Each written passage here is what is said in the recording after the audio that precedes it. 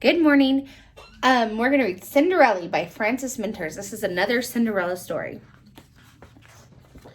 This one is also in rhyme, and I bet you'll be able to figure it out because it's pretty easy rhyme. Once upon a time, or so they tell me, there was a girl called Cinderella.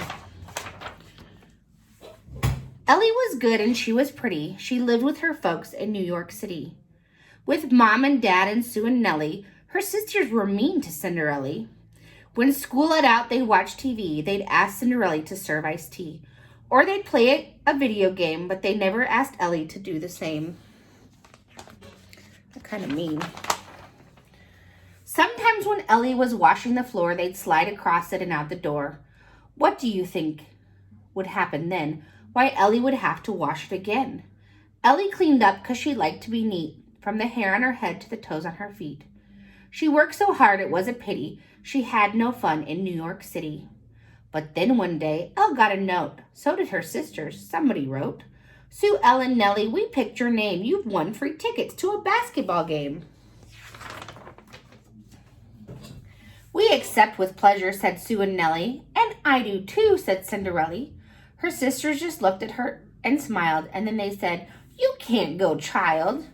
But I'm invited. It says so there. You're too young, Ellie, and you've nothing to wear. I'll shop, said Ellie. But you've no money. Ellie's mother agreed. They're so right, honey.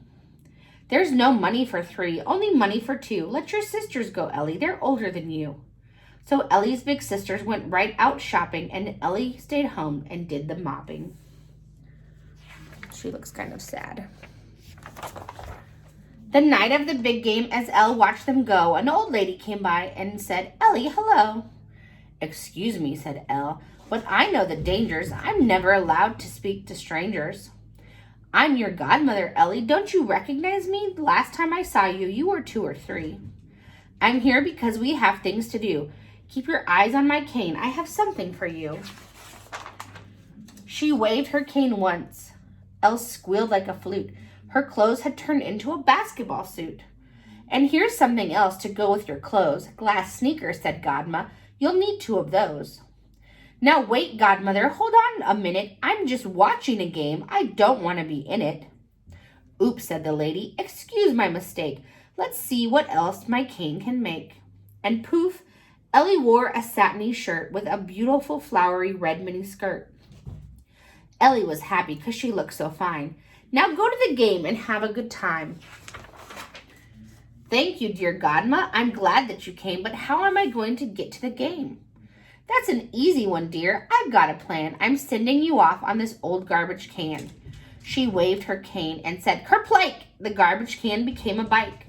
Elle got right on and almost fell off, because riding a bike in glass sneakers is tough.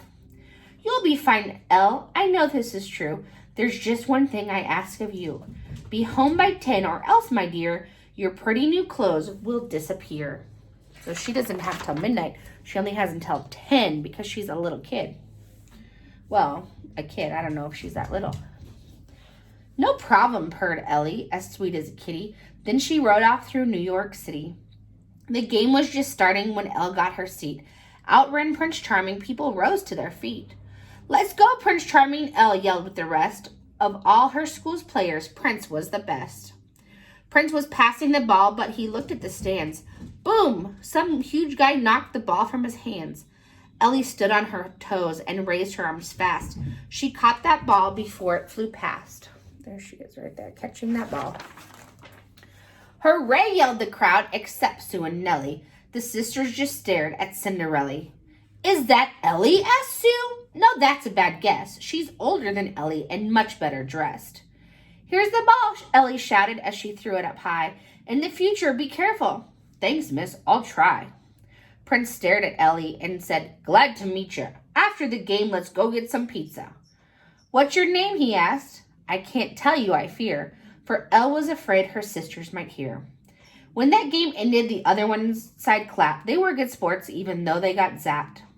Will you wait for me, please? Prince stopped by Elle's chair. I'll shower and change and blow dry my hair.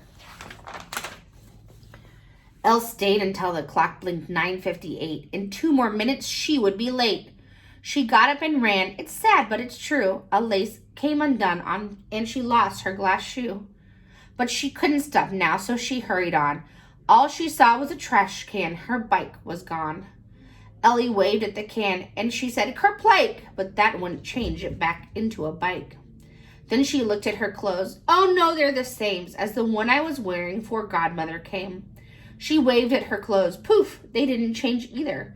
Where's Godma, she wondered, now that I need her? Meanwhile, Prince Charming, looking pretty cool, was busy signing photos for fans at the school. When he was finished, he looked all about. Ellie wasn't inside, so Prince went out. Outside, he saw no one, just some girl who ran off down the street with a huge garbage can. But on the steps, he spied one sparkly shoe. "This sneaker," said Charming, "gives me a clue." Next morning, Cinderella tried giving Prince a call, but his number wasn't listed in the book at all. At the same time, Charming sat at a table. He drew this sneaker as well as he was able. Beneath it, he wrote for all to see, "If you lost this sneaker, please telephone me." And then he wrote his name and his phone number too. He went to a copy shop and printed a few. Prince taped his copies once they were complete to every single lamppost on that busy street. Many women phoned him with feet, big or small. Prince Charming wasn't happy. Won't the right one ever call? "Hey gang, look out, there's Sue. Here's Nellie with the poster to show to Cinderella." "Let's call it Prince," said Sue and Nellie. "That's not your shoe," said Cinderella. "Oh no," they said, "but we'll try it since.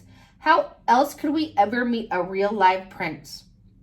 They phoned Prince Charming, and just as they planned, he dropped in to visit with sneaker in hand. Prince was surprised by Nellie and Sue. He said, "I don't remember either of you." Sue tried on that shoe and fell down flat. "Poor Sue," laughed Nellie, "your foot is too fat." Next, Nellie tried and went into a tizzy. The shoe was so tight it made her feel dizzy.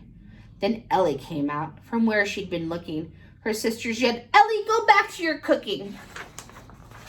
Cinderella sat down and put on the shoe. Then she took out the other and put that one on too. "Excuse me," called someone. "May I come in?" "Please do," Ellie said. "Godma, where have you been?" "I've been busy," she answered, "but I know my duty to see Cinderella and her friend Prince Cutie." "Prince Charming," he corrected. "Well, how do you do? It's time you saw Ellie in clothes that you knew." Poof, poof, she waved. Ellie's clothes became the ones she had worn to the basketball game. "Yikes," screamed the sisters. "Shush," Godmother told them. "You deserve a good scolding," and she started to scold them. "You're forgiven," said Ellie. "I'm sure that you've seen that it's awfully wrong to be terribly mean." "You're right," Cinderella, "and we promise we know it. If we ever feel mean again, we just won't show it." Prince said to Ellie, "Let's go spread the news." "Wait," Prince said Ellie, "till I change my shoes." They walked down the street holding hands pretty snappy, and everyone lived forever happy. They went to get some pizza. Do you think they lived happily ever after?